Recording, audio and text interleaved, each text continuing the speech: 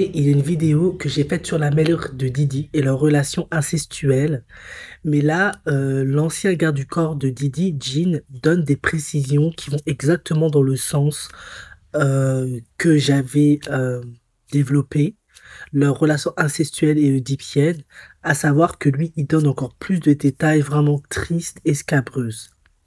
Il explique, entre autres, hein, que, ben, bien évidemment, Didi a un complexe d'Oedipe.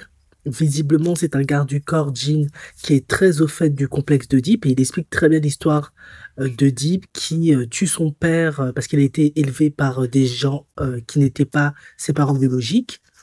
Il tue son père au cours de son périple, sans savoir que c'était son père biologique. Et il finit par épouser sa mère biologique sans savoir que c'est sa mère biologique. C'est le complexe d'Oedipe. Et il explique que pour lui, Didi a le complexe d'Oedipe. Et pour lui, il explique que tous les problèmes de Didi ne sont pas liés à son père, qui était baron de la drogue, qui est mort quand il avait 2 3 ans, parce qu'il ne l'a pas connu. Il explique, bon, moi je pense qu'il y a aussi cet abandon qui est là, bien évidemment, mais il explique que c'est aussi lié à sa mère. C'est vrai qu'on nous a expliqué que la maman avait eu plusieurs jobs, elle s'est occupée d'enfants handicapés, elle avait été enseignante, elle avait fait la cuisine pour les enfants, etc. Mais lui, il explique qu'elle avait aussi un autre métier, elle avait une agence de mannequins. Mais en fait, c'était pas de simples mannequins, c'était des vendeuses de piments, des pimpeuses. Du coup, il explique que Didi a grandi ben, avec une mère maquerelle, une maman qui était une proxo en fait. Elle avait des filles qui vendaient leur charme pour gagner de l'argent. Du coup, lui, en fait, c'est une habitude pour lui, etc. Tout ça. Et il expliquait que bah, il a grandi dans cette énergie, dans cet environnement, c'est ce qu'il connaît. Bien évidemment, elle est au courant de tout ce que fait Didi parce qu'ils sont extrêmement proches et de ses freak-offs. Et lui, même s'il ne l'a pas vu, il reste persuadé qu'elle a participé à ses freak-offs. Pourquoi? Parce que leur relation était très particulière. Elle était extrêmement incestuelle, mais lui pense que ça l'est même plus que de l'incestuel. Moi, je me suis arrêté à ça, mais lui, il pense qu'elle est même carrément de l'inceste. Il disait parfois qu'elle avait des positions extrêmement suggestives face à son fils, bien qu'il soit déjà vieux, ayant des enfants grands. Parfois, elle avait des positions très particulière, comme si elle faisait du yoga. Si vous ne connaissez pas la position du chat, tu poses ta main sur le sol et ton postérieur est relevé. Enfin bref, vous voyez ce que je veux dire. Il trouvait que c'était pas approprié pour une maman. Qui plus est, ses vêtements. Il trouvait qu'elle avait des vêtements qui n'étaient pas du tout appropriés à son âge. Après, chacun voit comme il veut. Beaucoup trop sexy pour son âge. Et elle arborait bien la perruque blanche, les ongles blancs, toutes ces tenues sexy et outrageuses qui ont été adoptées par la suite par Lil Kim, d'autres rappeuses qui ont travaillé pour Bad Boy. Et Cassie l'a bien expliqué lorsqu'elle a déposé plainte contre Didi. Il a un fétichisme qui est que il veut que les femmes aient les ongles blancs pour que ça puisse contraster avec sa peau noire. Donc, comment tu reconnais qu'une femme est en couple avec Didi et fait ses freak-off ou ses délires? Elle a des ongles blancs. Il adore ça, ça le rend littéralement dingue. Parce que la femme pose sa main sur lui, lui il est plutôt foncé, hein, ça contraste, ça fait ressortir sa peau noire. Ben, il dit que tout ça, ça vient de la maman, qui travaillait comme proxo, qui avait une relation incestuelle et pour lui inceste hein, avec son fils, et qui s'habillait comme ça en fait. C'est vrai que les mères maquerelles, on sait que les, les filles de nuit, de joie, ont lancé beaucoup de tendances dans la mode que l'on aborde aujourd'hui, comme les barésies, tout un tas de choses, les strings, etc.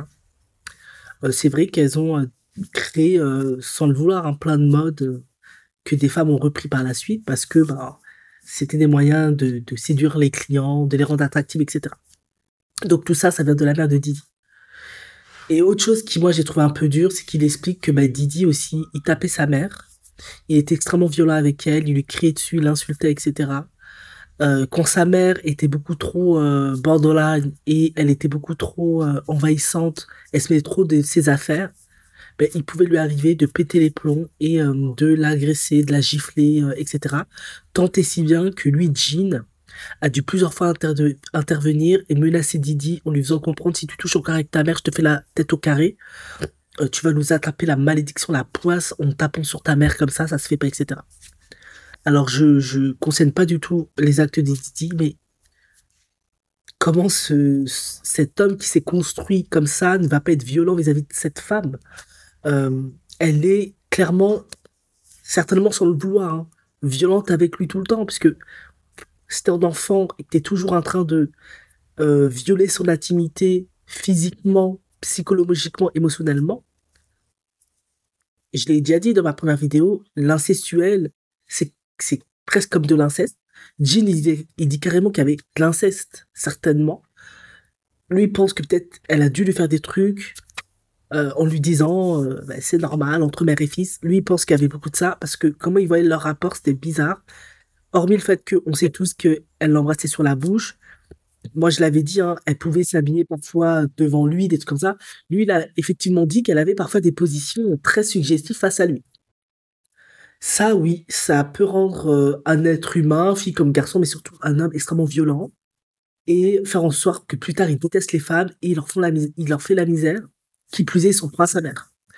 Pour éviter de maltraiter sa mère d'une certaine manière, toute cette colère, il va décharger quelque part sur les femmes. On le voit dans beaucoup de cas de tueurs en série, hein, pour simplifier. Mais lui, apparemment, clairement, il tabassait sa mère, etc. Il a giflé, il a insulté, etc. Et il a expliqué aussi que il traitait sa mère comme sa petite amie. Il lui offrait toujours plein de cadeaux, comme si c'était sa petite amie, en fait. Et pour cause de tout ça, elle s'est jamais remariée, mais elle aimait beaucoup sortir avec des hommes beaucoup plus jeunes qu'elle, qui avaient l'âge de son fils. Alors, à première vue, c'est pas la fin du monde. Il y a des cougars, hein, on va pas en faire... mais on sait que dans le phénomène de cougar, il y a aussi un phénomène psychologique qui est que rattraper la jeunesse perdue, ne peur de vieillir, etc. Et d'ailleurs, Didi l'a soutenu pleinement dans cette démarche en disant ma mère elle est toujours fraîche, elle est jeune, elle a le droit d'avoir une vie sexuelle, etc. Vous voyez, les limites sont clairement franchies, mais j'ai même pas besoin de vous expliquer, vous avez compris, les limites sont trop franchies.